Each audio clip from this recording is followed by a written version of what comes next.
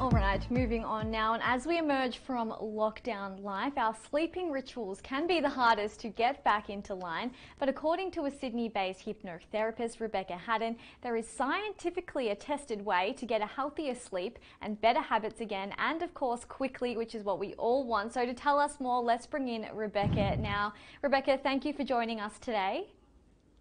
Thank you. Thanks for having me. I mean, Melbourne, we've just come out of the world's longest lockdown. There's still people that have stay-at-home restrictions, and we're slowly coming back into the normality of life. But lockdown has meant that people's sleeping patterns have become perhaps not the best, but how can these change and how can we get our old routines back? Yeah, I think it's really easy to fall out of routines, especially when we have been in very different times. We had to all learn a big change over the COVID period. And I think sleep and our general routines, from morning to night were the first things to go. It's very easy to fall out of it, like I said, but it's even more easier to get it back in, because once we've had a habit that has been ingrained, we can bring it back. And there's lots of tips that I want to share with how you can do that as well today. Oh, that's perfect to hear. I mean, a lot of my friends, people, everyone we know, a lot of people have been working from home. So I guess people are literally rolling out of bed, wherever that time may be, 9 a.m., going straight to their computers and working all night. They're on the screen time. So clinical studies show that perhaps hypnosis has been a way that we can tackle this. Is this right?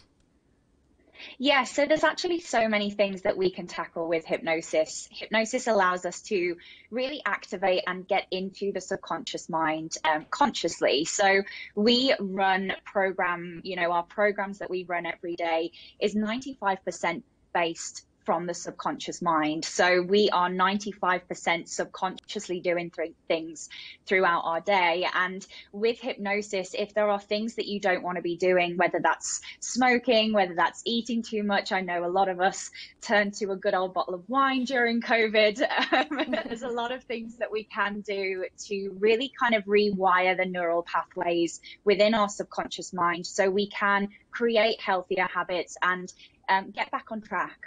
So how exactly does it work? I'm sure it's not one of those necklace things that you're just looking at and staring at. So what is the goal? Like, a lot of people just don't understand exactly what it is here.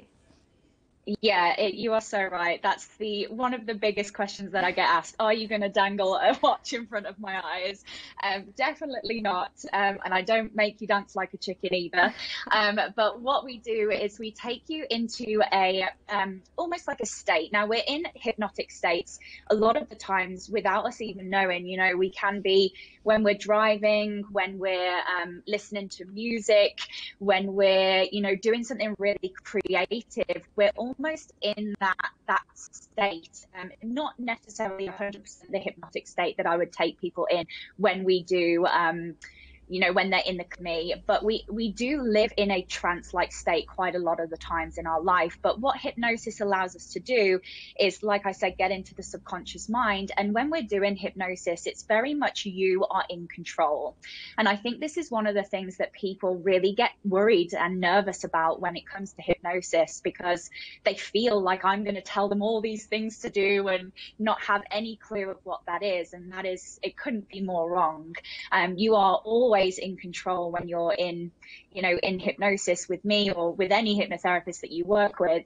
And just being able to have that conversation with someone, I really pair my hypnotherapy work with my mindset work as well. So we have that conversation in clinic together, where we really understand what you want to be doing, the habits you want to be taking on. And that's what I then put into the hypnosis, because we are consciously in the subconscious, so we can start to really rewire the neural pathways without going too deep into it.